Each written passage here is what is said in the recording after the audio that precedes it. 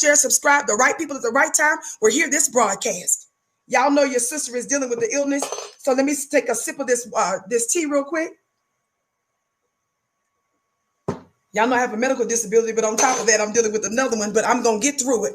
But I had to come to my people early.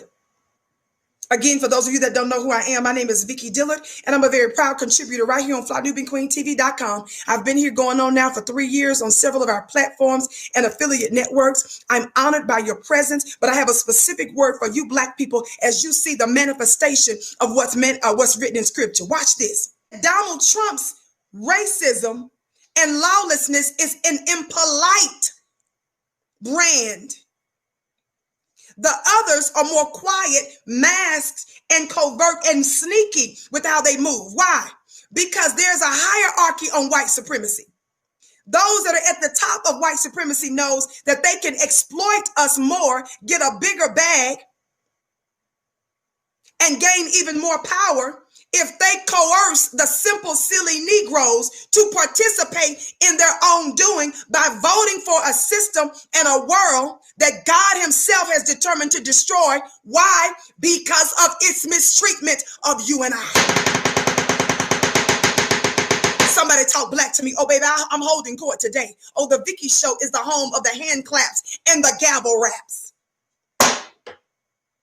The people at the top don't like to show their hand because they can get more from you and they can use you to participate in your own undoing.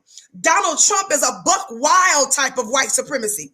And those that he's those that are on the lower rung of white supremacy, the brand of some of them are called, that pale trash brand of white supremacists. They're not thinkers.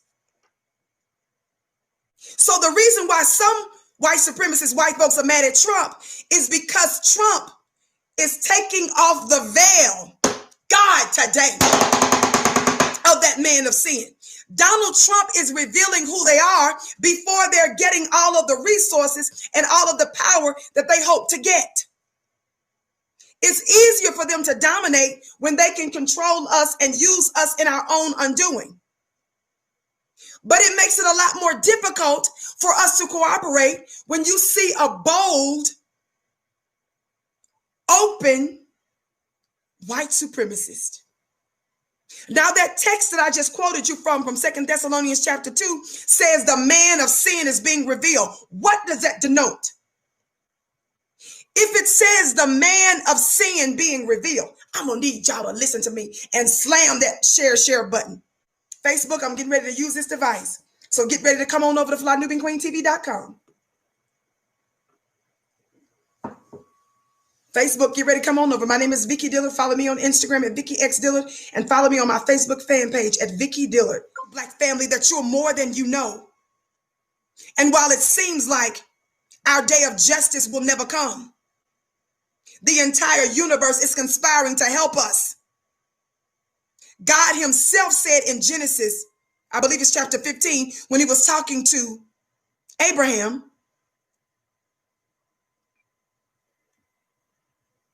he made it clear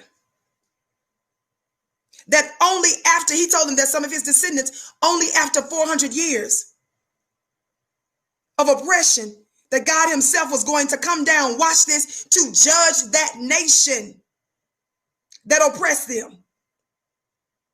The scripture speaks in algorithm, it speaks in code. There's no people group of black family that fits the description of having dealt with oppression for over 400 years. I said there's no people. Those little shows and TV shows and movies y'all saw on Moses, that didn't exist then.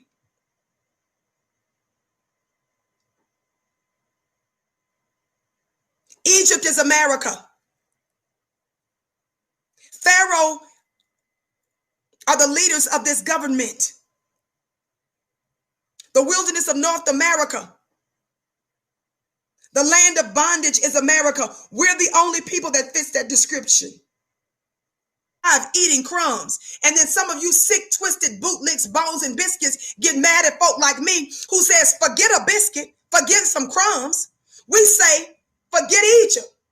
We want to fight for ourselves so that we can own our own, just like those that's written in scripture possess the promised land. That's right, Norman. Thumbs up, like and share. I bless your gift 1,000-fold. Did you all hear what I said? That's the reason why I call some of you that still relies on America's system, who still vote without having specific tangibles and demands,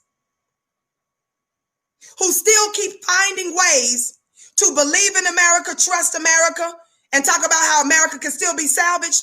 See, the problem, I call you guys promised land rejects.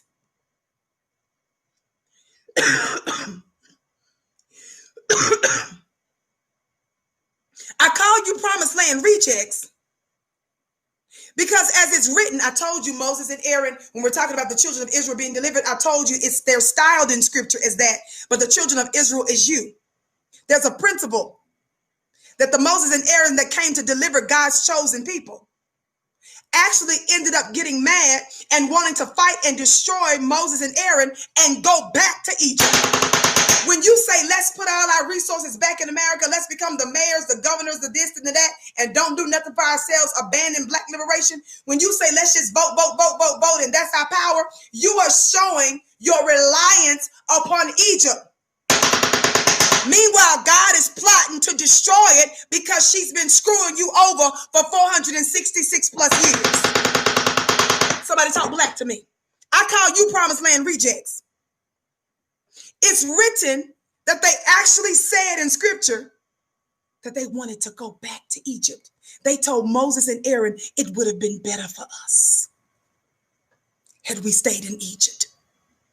They told Moses and Aaron, y'all stirring up trouble. See, that's what some of y'all say. You say, well, own your own. Do for self.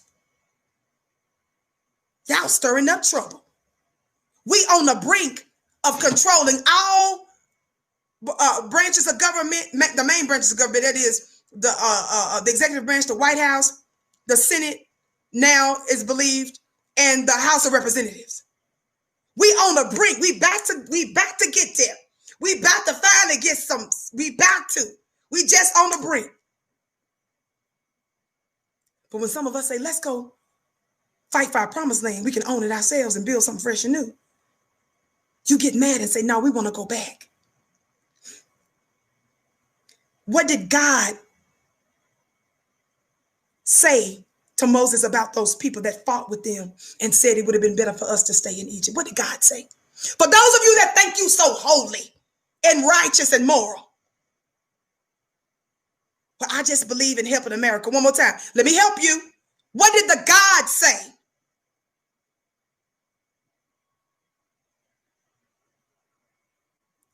God said he was wanting to destroy his own people.